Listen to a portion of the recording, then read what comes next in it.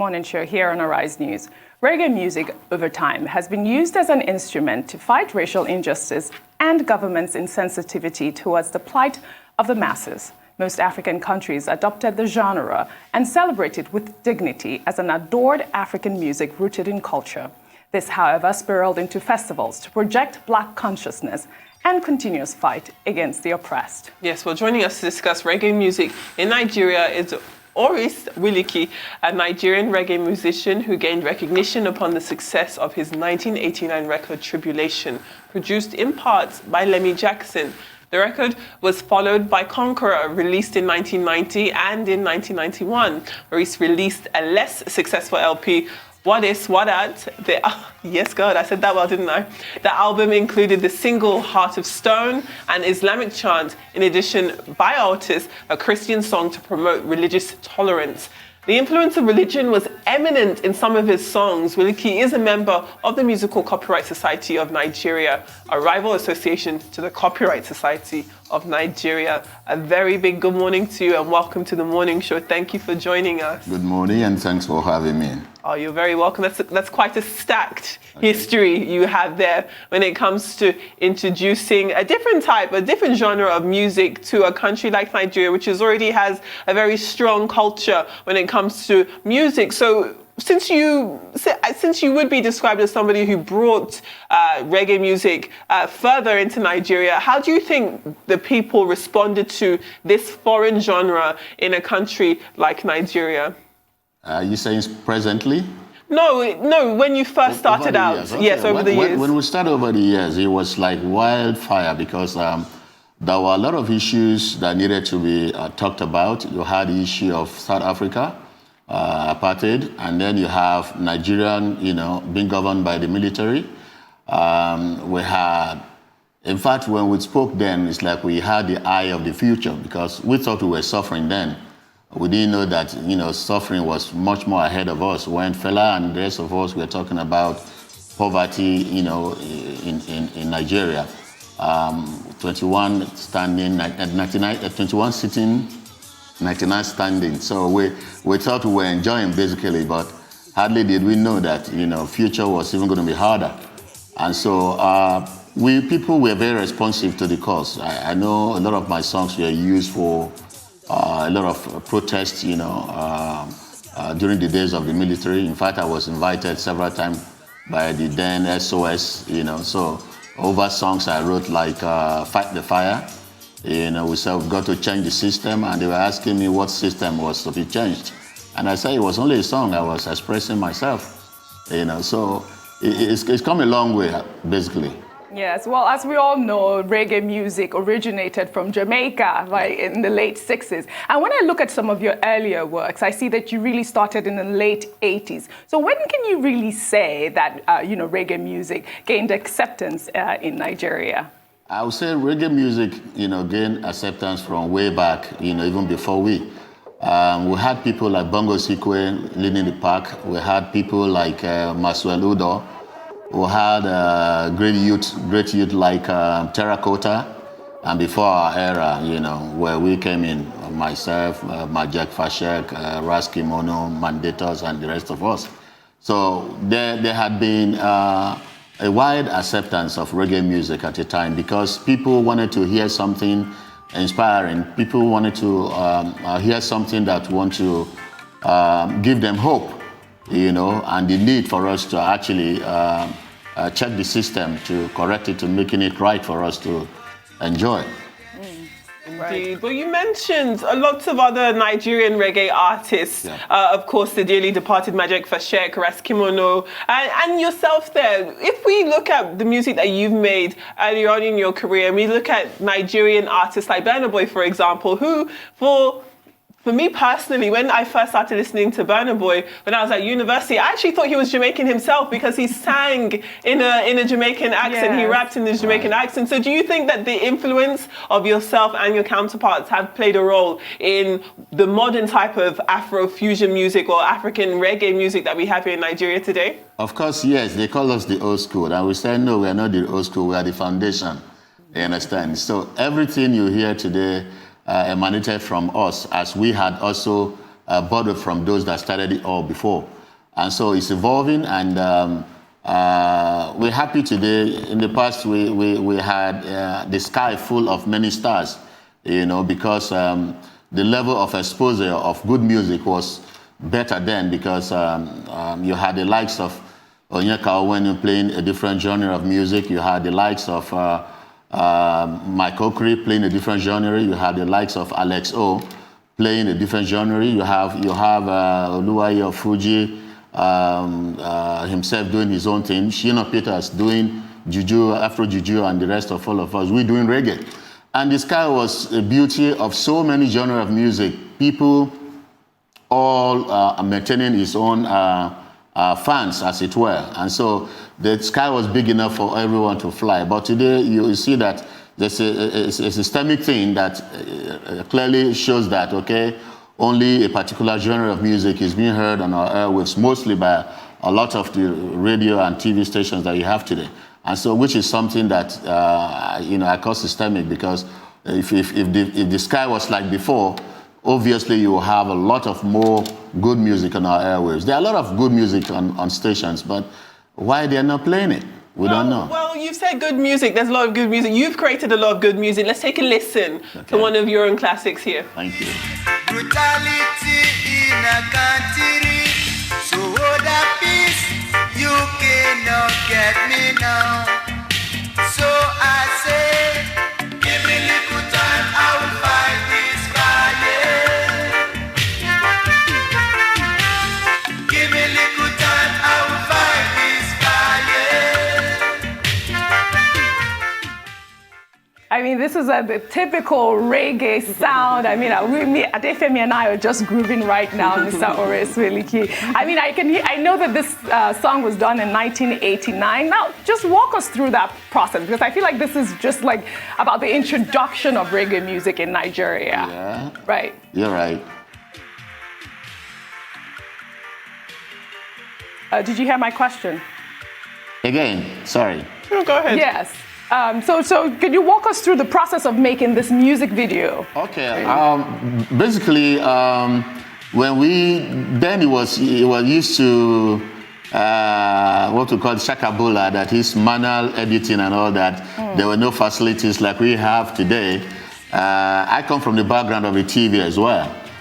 And so doing this video, I thought of the way of really expressing those lyrics in pictures. And what we could find around us was what you see right now. And we just said, okay, let's do a stage thing, and then bring in some visuals, some documentaries to fill it up. So basically that's what you had right there. But it's no longer so now. Now it's more even interesting. I mean, doing videos today, if you have some of our new videos, you realize that, yes, we've come from way back, Right. As we all know, reggae music has been used to, as an instrument to fight against racial injustice. And before we move on to other topics, I wanted to talk about the legacy of Majek Fashek. The reggae industry certainly has suffered a loss with his death. Yeah. What legacy do you think that he's left behind? Well, it's Majek Fashek left a shoe just like Fela left, a shoe that no other person can fit in, because he happened to, grow partly under my tutelage. We were the very first person to do his first demo tape, Descend Down the Rain, myself, Amos McCroy, and one James Etino in Benin.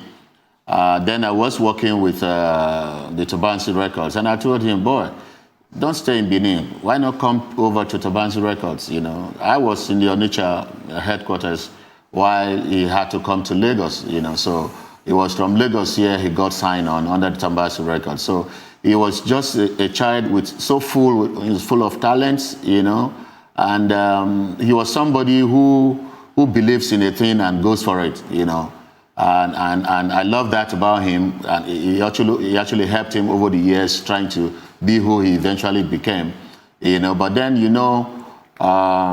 when you become very successful, you are attracted to so many things. And in our own field, For example, it takes the grace of God to make you know the difference, because you are attracted to so many vices, some very, very negative and some very dangerous. So we talking about it today, we talk about it, and we have to give grace to God, because we saw everything that could also have, probably, take us the other way. But God was supreme, and then we follow through to this point. So Majek was somebody who, a fantastic singer, a very, very good producer, a good instrumentalist. He knew his instrument very, very well. And so when it comes to recording, if you want to enjoy Majek, you work with him. I worked in his first album, Send Down the Rain. And if you want to enjoy working with Majek in the studio, take him to the studio and make him feel free. You see that his creativity is endless. So it's so sad that, we may never have another Majek, but to God be the glory. He has suffered the pain of illness so much. I think he should go home and rest, and so blessed be his memory. Absolutely. Yeah. For artists, it is time for us to take a very short break. Please don't go anywhere, because when we return, we will continue our discussion with Orits Williki. So please do stay with us.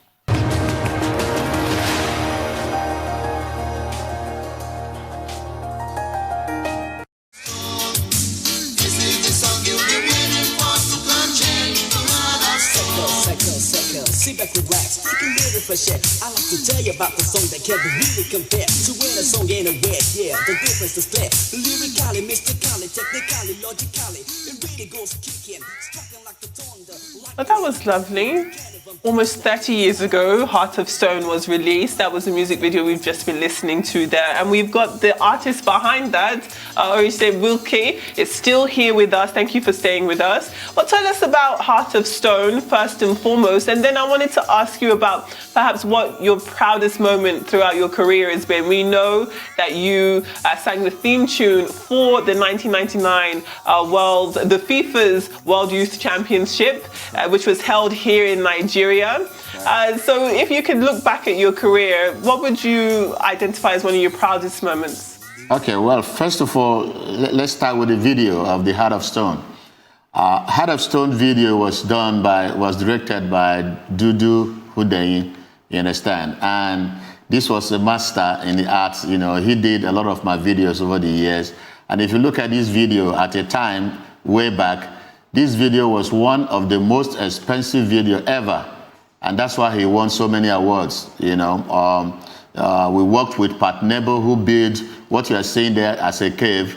Is a prop. Somebody built it, and so that was how the story went. And so we had to, make do with every creativity we had to, to be able to come up with what you have, there. And so it was a very fantastic video. We took our time, spent money to ensure that we got that video the way it is.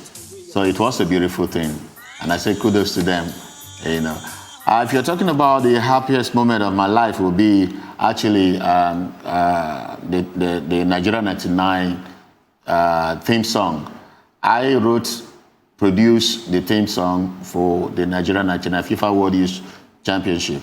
But unfortunately, we didn't make money out of this. Even when, yes, money was paid, we didn't get a dime for this, We had a lot of people who participated in this song. Like you can see in the video, we have Stella Monye, we have Becky Williki, you have Shina Peters, you have Sam Sultan, you have Mike Okri, and you had Harry Moscow. It was my happiest moment because there was serious competition that went into this before my song was selected, to be the song that was going to be used. And it was a moment I will always forever remember. And I didn't end up there. That one also saw me producing the Koja video for the Commonwealth Games. I also am the writer and composer and producer of the Gateway Games theme song as well. So I've done a number of theme songs, over and over, back to back, like so. That is fantastic. Yeah. It is heartbreaking to hear that you weren't able to receive money. Yes. In terms, when you look at the value that the song had done, and for the client, it was for, obviously, a transnational FIFA is huge. It hurts. Even back then. It hurts, my dear. It hurts because we knew money was paid. Right. Yeah, and we tried to fight to get that money. It ended like the Nigerian thing, the Nigerian factor.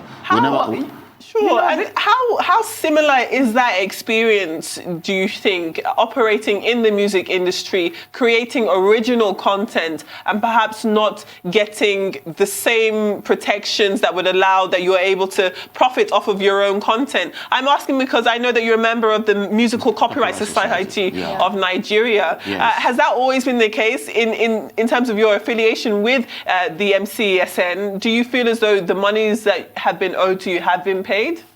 Actually, I am the chairman of the Musical Copyright Society of Nigeria. And one of those things that have put my soul in the battle to ensuring that we have such, ailment corrected in our society was because of, stuff like I just told you. Money was paid for the theme song. In fact, I had to take up the matter in Zurich. I got a lawyer in Zurich to help me, pursue this case. And what did I get in Nigeria? I was invited and I was warned from the presidency that I was disgracing Nigeria. I was taking Nigeria to cleaners by taking the matter out of Nigeria to Zurich. And so when the military people are warning you like so, you've got to be careful. My uncle then called me and said, let this matter go, just let it go. And so that had actually put my mind to ensuring that such never happened to many other people. And so since then, for over 18, 20 years, I've been fighting to ensuring that we have a good copyright system. Myself and my team at MCSN, we've been through hurdles, ensuring that this comes to stay. And thank God for the battle. Some of my staff have gone to jail, gone to prison for nothing, for fighting for their rights, and today the game is over. Because we've had our license restored at MCSN, and not just that, we had two very, very serious judgments coming from the Supreme Court, actually putting a lot of the problems that we have over the years to rest. And so it's only going to be good times for people who are into creativity from now on, because we know that the structures that we fought for are now in place, and we give God the glory that we are alive, because some of us have died in the struggle and it's painful. Sometimes when I think about it, I feel very, very pained, because I wonder how such people whoever enjoyed the labor they worked for over the years and died in the course of fighting to ensure that they got paid for the violation or the infringement of their works. Now, I wanted to ask you about this copyright. I know that the NBC has backed a deployment of some sort of monitoring app for, the copyright for the music industry in Nigeria. Do you think that would help in any way? A lot of ways it will help. It will help, because that's what's been missing in the process. Because not just the NBC, the NCC, the Nigeria Copyright Commission, we've been at loggerheads over the years, over the interpretation of what the law said. Whereas they believe that the law gives them only approval, give them power to approve only one society. We said contrary to that, it wasn't so. The law was a law that was crafted for the interpretation or discretionary interpretation of whoever that is unstable. Because when you said you cannot approve another where one satisfy another, according to the copyright section 31 of the Copyright Act, that you cannot, 31B, you cannot approve another because one is in existence and has to satisfy people. You can only approve when one is not satisfactory.